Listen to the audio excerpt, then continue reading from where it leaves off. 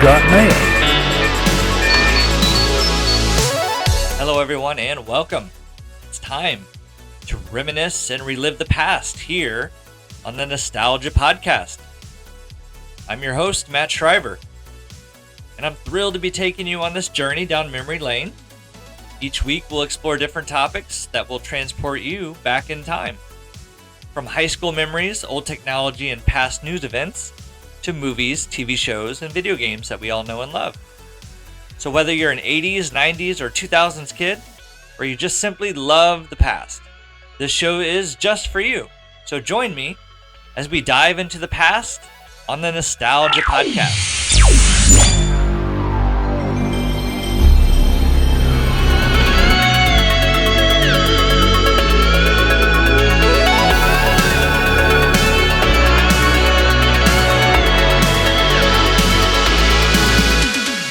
And thank you everyone again for joining me for the very first episode of the Nostalgia Podcast, the first of many. I hope you'll stay with the show as we grow. Hopefully we'll cover all kinds of topics that interest you and bring that wonderful feeling of nostalgia that we all love to experience. So since this is the very first ever episode of the Nostalgia Podcast, let me kind of tell you what we're going to do, what you can expect on this episode at least. I reserve the right to make any changes along the way. Okay, so let's talk about a breakdown of today's show, just so you kind of know what to expect. I want to start by giving a little bit of an introduction to me, so you guys know a little bit about me, where I'm coming from, what I bring to the show, what my past experiences may be. I want to talk about the original idea I had for the show and what my future plans are. And also, we're going to get into a short topic for today. It's going to be a little bit of a short show, being that it's the first one, and it's just me. But for this first one, the topic for today, I just want to talk a little bit about cartoons that I remember from my childhood. So I'll probably discuss maybe 3 to 5 different cartoon shows that I remember very fondly from growing up. And then we're going to end the show with a recurring segment that I plan to do each week. We'll talk about the events that happened this week in history. We're going to keep it to within the past 50 years or so. So the reason I'm doing that is because I'm only I'm 39, so not too old yet, but I want to keep it within some events that I've probably at least heard about, or hopefully ones that I've experienced, but also ones that I've probably heard about. So we'll keep it to within 50 years when we do that segment. Another segment, or not really a segment, but just something we'll be trying to do at the end of each show, is I want to end each show with just some sort of audio or some sort of sound or sound clip that's just something that is from our past that I want to remember. Okay, so let's get into a little bit of an introduction. I'll spend a little bit of time just telling you about me, and so you have an idea who I am. Again, my name's Matt Shriver, and I'm 39 years old. I have one sister, and basically grew up in St. Louis, Missouri area, specifically the town of Warrenton. Anybody knows where that is? Good job. It's about, I don't know, an hour west outside of St. Louis, Missouri. So that's where I grew up. Mom and dad, my sister, we all grew up in a single family home. I went to Warren County schools. Currently, I live in Jacksonville, Florida. I'm a realtor. It's kind of my day job. And I would consider myself to be, even though I was born in 83, I was born in 83, but I consider, like, most of my pop culture knowledge is 90s. So I consider myself to be like part of the 90s kids generation. There's not really too much I remember from the 80s, just a little bit too young, being born in 83.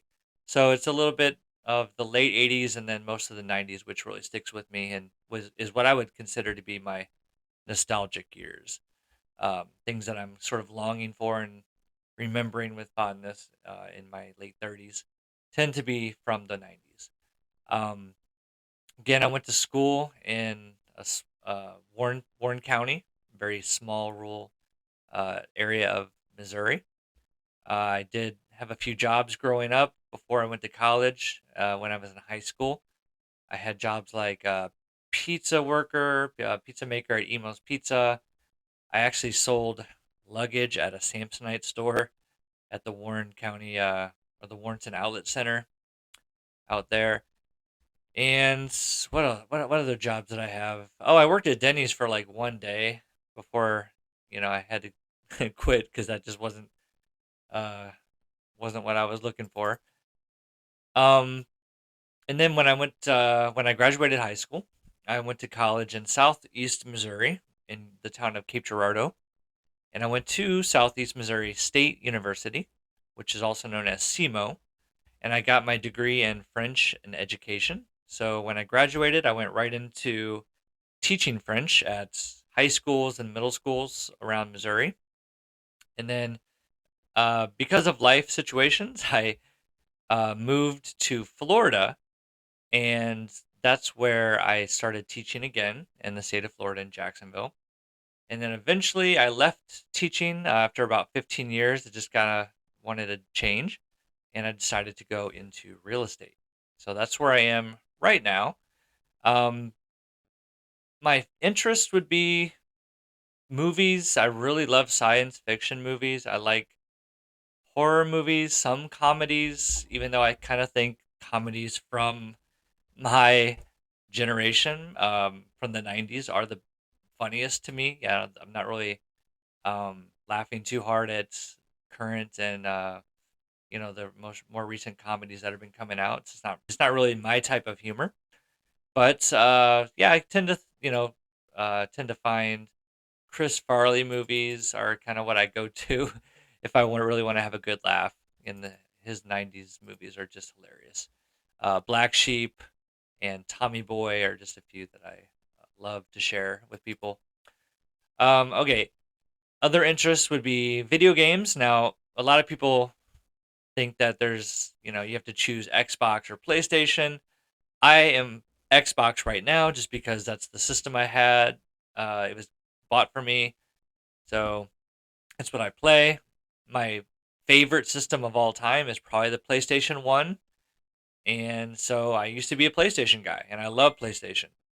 So I'm not one or the other. And I also like Nintendo and Sega, the old stuff. But right now I do play Xbox, but I wouldn't say I'm just solely Xbox. I do appreciate PlayStation as well. As far as TV shows, I really again like movies. I like sci-fi. My favorite shows of all time are going to be Star Trek, Star Wars as far as movies, Star Trek movies as well. But for as far as TV, you know what? Star Wars TV is actually getting really good too, so I can't discount that. But yeah, I grew up on Star Trek, Next Generation, Voyager, Deep Space Nine. Recently, I've gotten into and completed the Enterprise, and all the new stuff that's coming out for Star Trek is just really exciting. So we're probably gonna be talking a lot about that on this show. Even though it's nostalgia podcast, we might have a little Star Trek corner and talk about like the newest episode of Picard or something. So yeah, those are my interests. Science fiction. I love technology, computers. I love podcasts, and I like as far as other hobbies like outside stuff, biking, hiking, swimming, things like that. We do have the beach that's pretty close. So anyway, that's a little bit about me. Now, as far as the future plans for the show go, I do plan to have several guests come on. Maybe not for each episode, but for most episodes, I'd like to have a guest or several guests come on to discuss the topic. Um, Also, I do plan on moving away, or not moving away from podcast format, but in addition to podcast format, also going to video. And I'll be posting the audio version here and then the video version on YouTube. So eventually, once I get all the kinks worked out and all the technical things done and all set up with the video and all that, it will be going on YouTube as well. So those are just kind of a few small plans I have for the future. But really, the reason why I started this is just because I spend a lot of my day thinking about things from the past, and I intentionally am nostalgic. I like the feeling of happiness it brings. It makes me relax throughout the day if I just take a moment and I try to go back and I try to put myself in a specific time. Like I'll say, okay, let's go back 15 years, and I'll pick a month, like October, and I'll try to think exactly what year that would have been, who I would have been around, where I would have been living at that specific time, and then it just helps me. And then I expand the thought process, and I just try to remember all the details that come up to my mind about that specific moment. And it helps you to really remember things that you haven't thought about in a long, long time. So that's just kind of how it started with me about just intentionally being nostalgic. And I just wanted to share that with others. And I'm really looking forward to speaking with my family on this show and also some friends as we dive into our deep recesses of our memories and bring back things that have been long forgotten.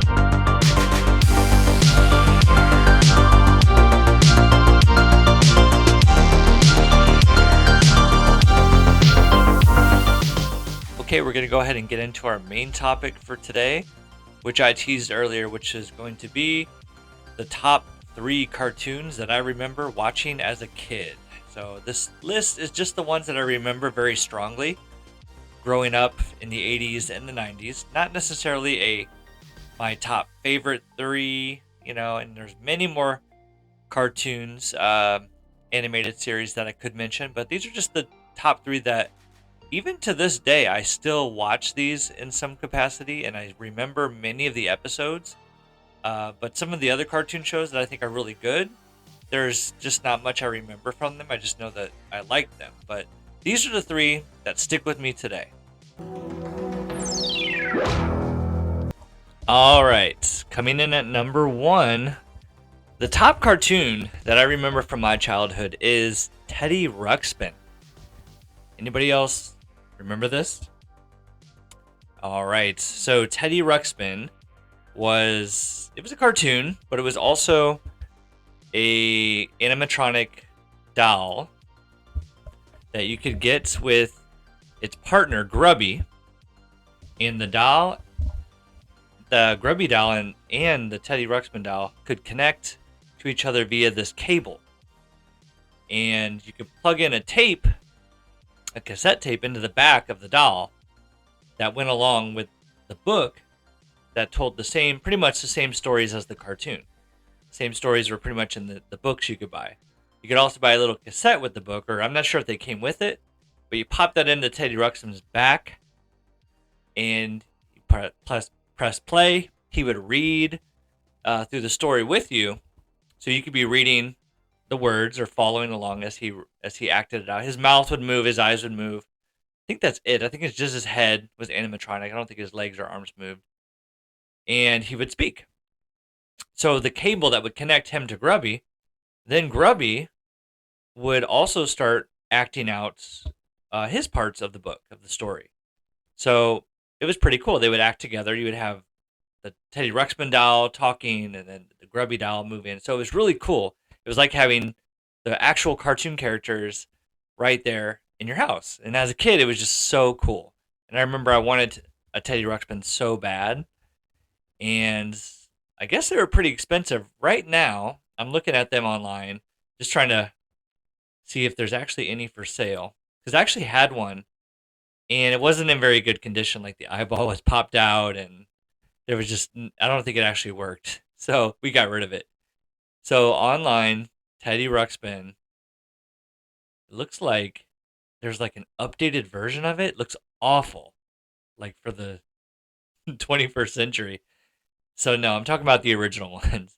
Looks like you can find them used on eBay for about $25. Somebody's selling one for 38 on Macari. So you can still get them. Looks like some are going for a little bit higher. Probably the condition's gonna matter. So $170 I'm seeing is kind of the highest. Oh wow. I'm also seeing you can buy other toys. The airship that went along with like that's what the whole crew flew around in. Newton Gimmick, Teddy Ruxpin, Grubby, the Fobs, Wooly Whatsit. So if you know the show, you're probably geeking out like me. But if not, you have no idea what I'm talking about. But these are the characters. They flew around in this airship. If you haven't, please go online, check out YouTube, and look up Teddy Ruxpin Intro. It's one of the best intros for a cartoon series ever out there. All right, what else? Teddy Ruxpin. Let me go to their Wikipedia and let's see what it says. So, Teddy Ruxpin is an animatronic children's toy in the form of a talking Iliop. That's what Teddy Ruxpin was in the show. He was an Iliop, a creature which looks like a bear. All right, scrolling down, it's got a picture of him. Invented by Ken Force, and this was back in the 1985. So again, I was about 2 years old, maybe a year and a half when Teddy Ruxpin came out. So he was around for quite a while before I guess I realized because I don't think, um, I'm not sure how old I was when I would have had him. Maybe 3 or 4 or 5. 'Cause I was still in my first house. I can still remember having my Teddy Ruxpin in the house that I grew up in until I was 5 years old. So yeah, I'm not sure the exact time frame, but he was around since 1985. I would have been 1.5 or 2. So he was out for maybe a few years before I got one. But I love the cartoons as well. Not only the animatronic dolls, but the cartoon was just amazing. They had this character Newton Gimmick was the inventor on the show. He had glasses and he was always inventing some crazy something. He had a reducing machine which made things smaller. Could flip it the other way, it would make things bigger. It could duplicate things. He did all kinds of weird stuff. Anyway, Newton Gimmick had a stutter, and I was so young and so impressionable, and I loved the show so much, and I like identified with Newton Gimmick, and I started speaking with a stutter, and my mom was like getting concerned, but I guess I grew out of it. But there was a time I wanted to be Newton Gimmick so bad, I actually started imitating his stutter. And as a 5 year old or 4 or 5 year old, you don't want your kid actually doing that, probably. So you can understand. My mom was like, "What's going on with this kid? Why is he stuttering?" And then she figured out I was copying Newton Gimmick. Anyway, she still laughs about it to this day.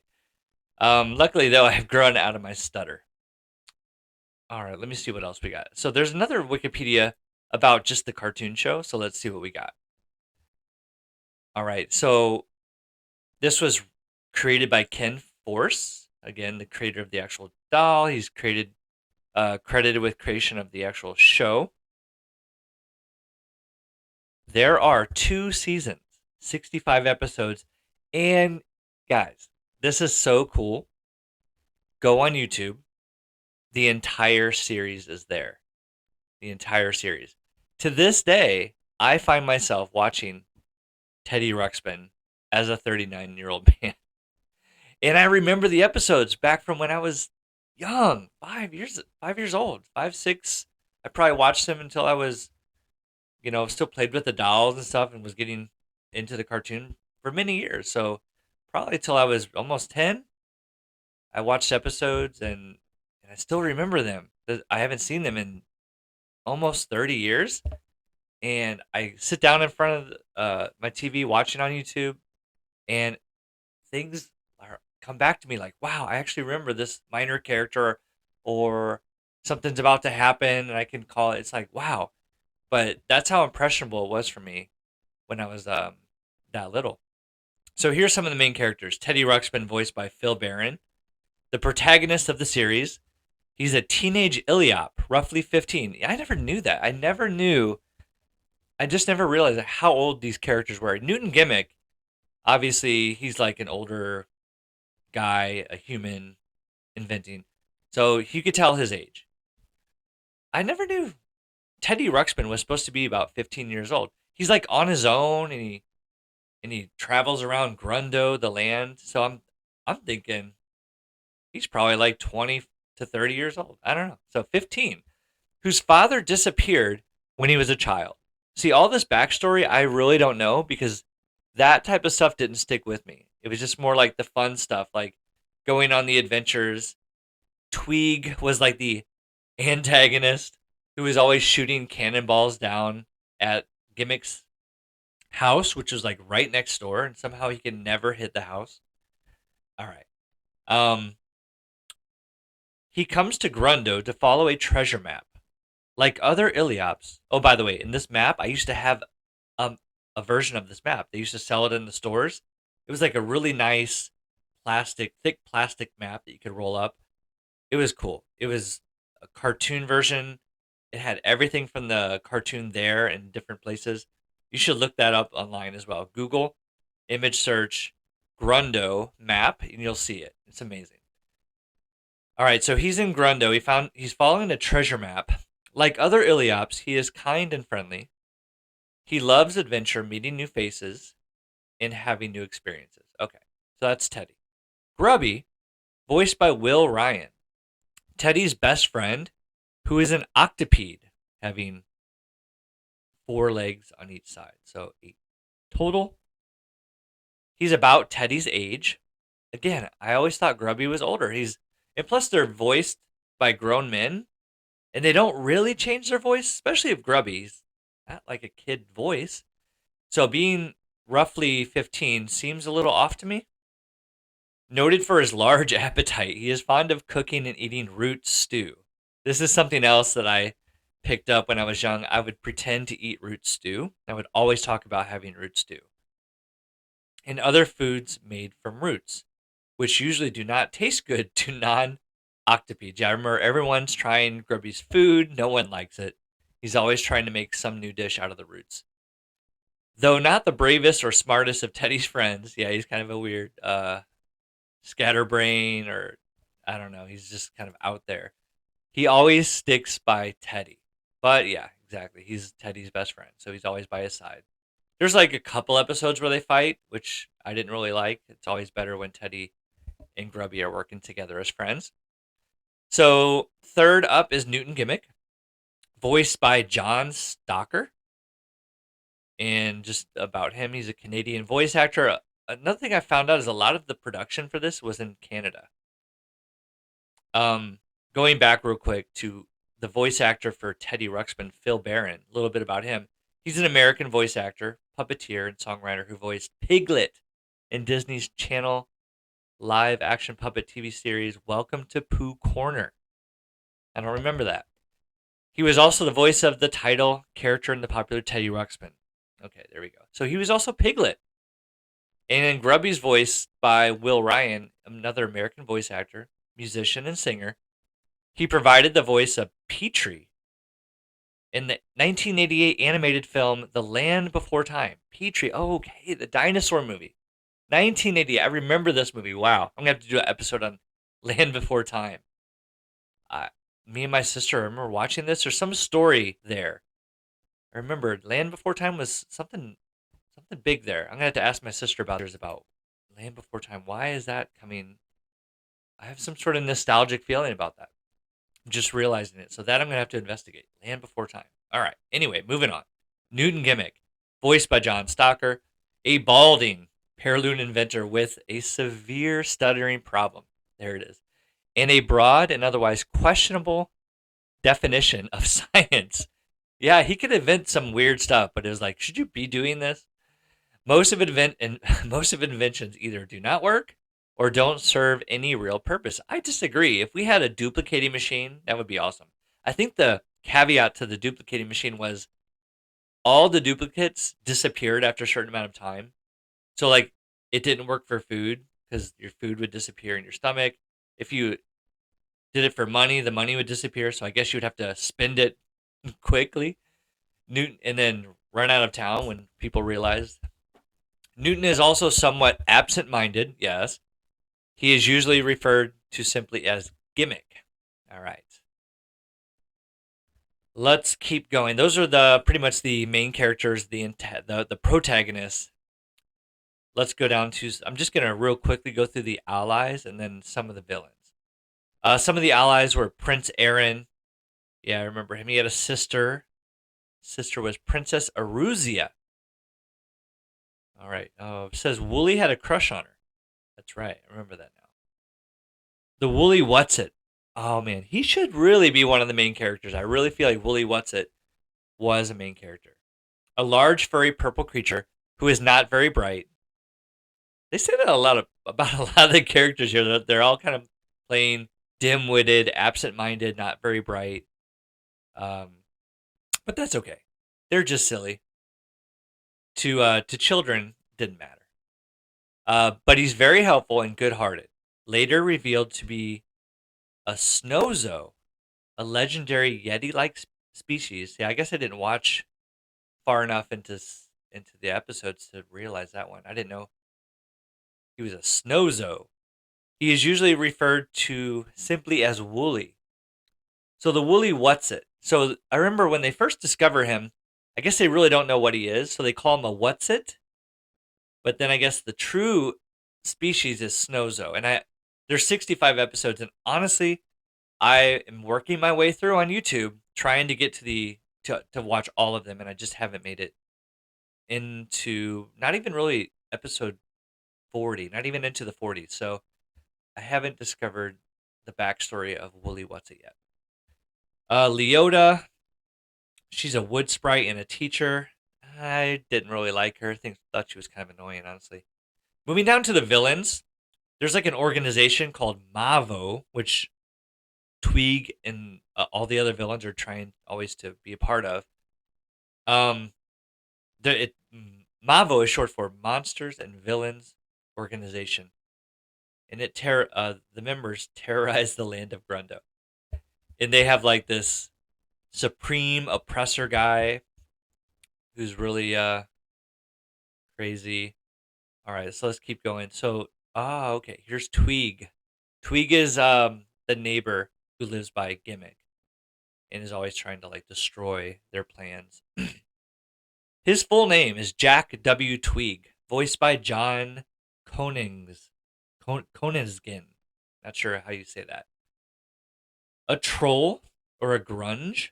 A troll grunge hybrid. That's right. There was trolls, and then there was the grunge people. So he's a hybrid, a mix of the two. I kind of start to remember now that we met Tweeg's mom, who was a troll, and I guess the dad would be a grunge.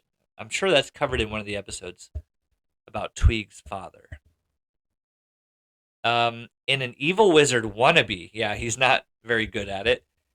He's always trying to be bad and impress the Mavo members or his mom, even. He let's see. He thinks he has a recipe to turn buttermilk into gold, and is very suspicious and often spies on Gimmick, his neighbor, and Teddy and all the others from his tower. Yeah, that's right. He lives in a tower, usually referred to simply as Tweeg. He has desperately wanted to join Mavo. That's right. He's not a member, so because he's not like good enough to be a villain. Where his plans have often been ridiculed by the Grand Oppressor. That's right. LB. Oh man, LB. Okay. Voiced by Robert Boxdale.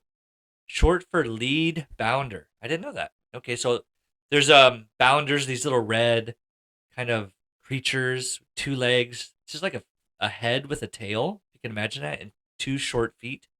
And then they had like a horn. That's a bounder. So there's a bunch of bounders, and LB is like the head of them. So LB stands for lead bounder. LB is a sarcastic bounder who usually acts as Tweeg's henchman. Yeah, he's always like right by Tweeg, always helping him, but always also kind of making fun of Tweeg and not really helping him. He does not show a particularly high degree of loyalty or intelligence, but has enough sense to know that Tweeg's schemes never work. LB constantly calls Tweeg by variations of his name. That's right, he never gets his name right.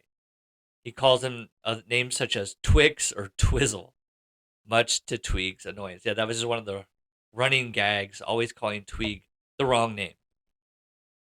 Eleanor Tweeg, voiced by Abby Haggard, a troll who is the mother of Tweeg.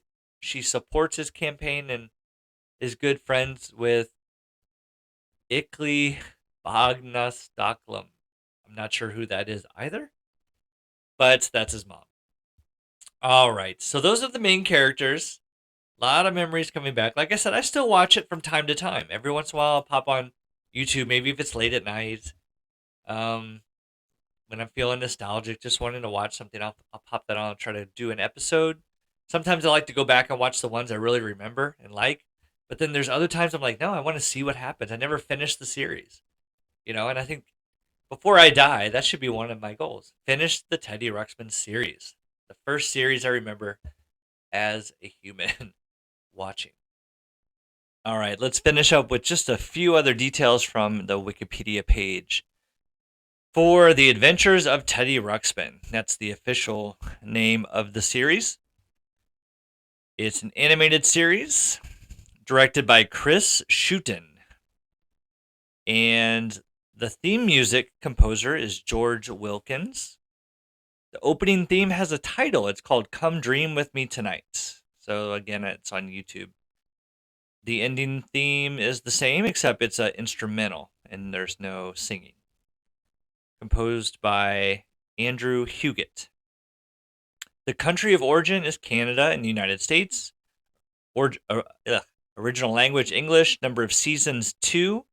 The first season covers episodes 1 through 35, with its final episode. The season finale for season 1 is Escape from Mavo. Teddy wakes up to see Wooly and Leota beside him and set off to rescue Grubby and Gimmick. That aired in February 8th, 1987. And then season 2 covers episodes 36 all the way to 65. Its final episode, season finale for season 2, The Mystery Unravels is the title. October 23rd, 1987. Interesting. I've never seen that one. There is a synopsis. I'm not going to read it because I don't want to spoil myself on that yet. All right, let's see what else. Yeah, its original run date was December 24th, 1986 was the first episode ever released. Okay. A little bit more information here just about the history of the series. It says in mid 1986, Atkinson Film Arts of Ottawa, Ontario, Canada, was commissioned to co-produce with Worlds of Wonder, a 65-episode animated television series based on the world of Teddy Ruxpin characters. The series followed a prior attempt to produce a live-action series which had proved too difficult and expensive. Wow, that is incredible. These days, I bet that could work.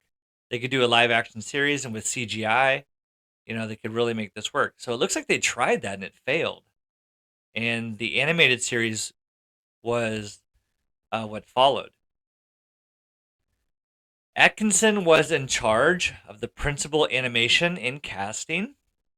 Of the previous voice actors associated with the property, only Phil Barron, who does Teddy, and Will Ryan for Grubby, traveled to Canada to remain a part of the cast. So it looks like the animated series was a Canadian production.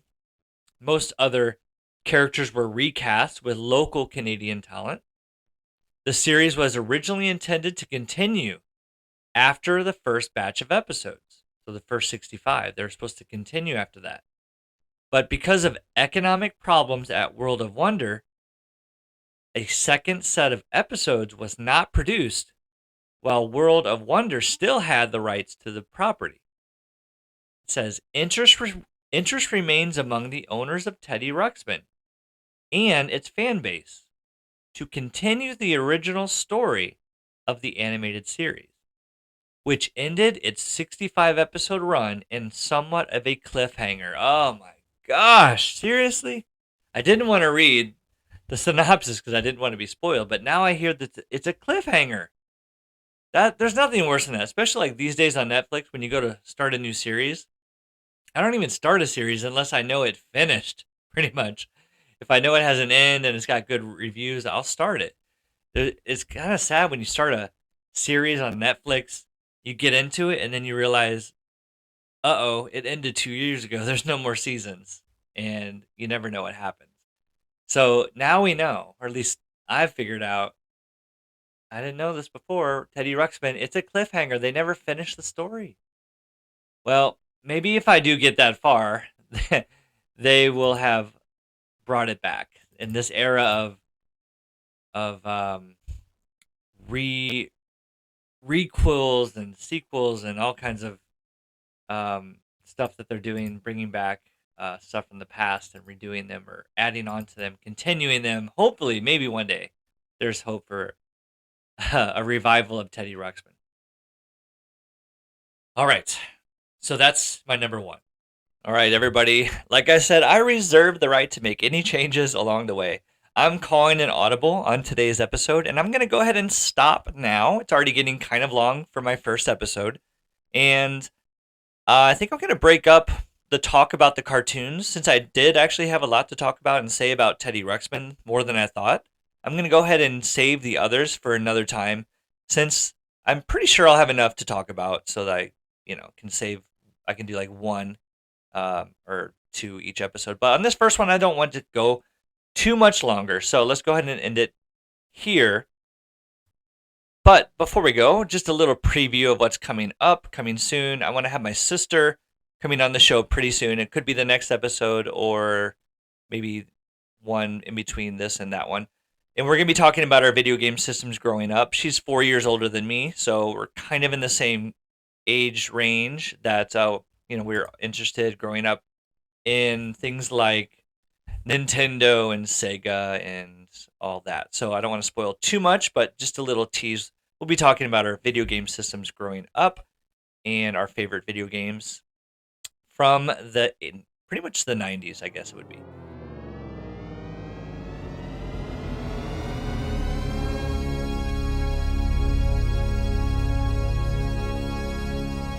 And okay, that's going to do it for our very first episode. I think it was pretty much a success, just getting it made. So thank you guys for listening, and we will send you, or still working on it, and we will see you next time. Thanks a lot, everybody. And we're going to end the show with a few sounds from the past. Have a good week.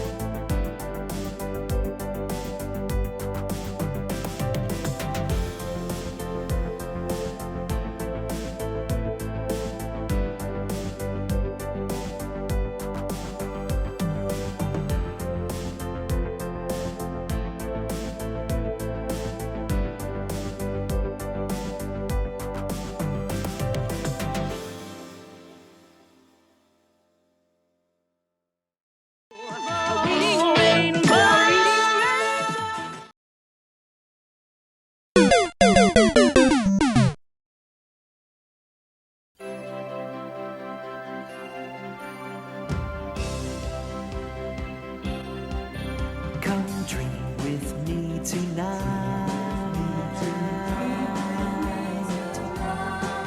Let's go to far off places and search for treasures bright.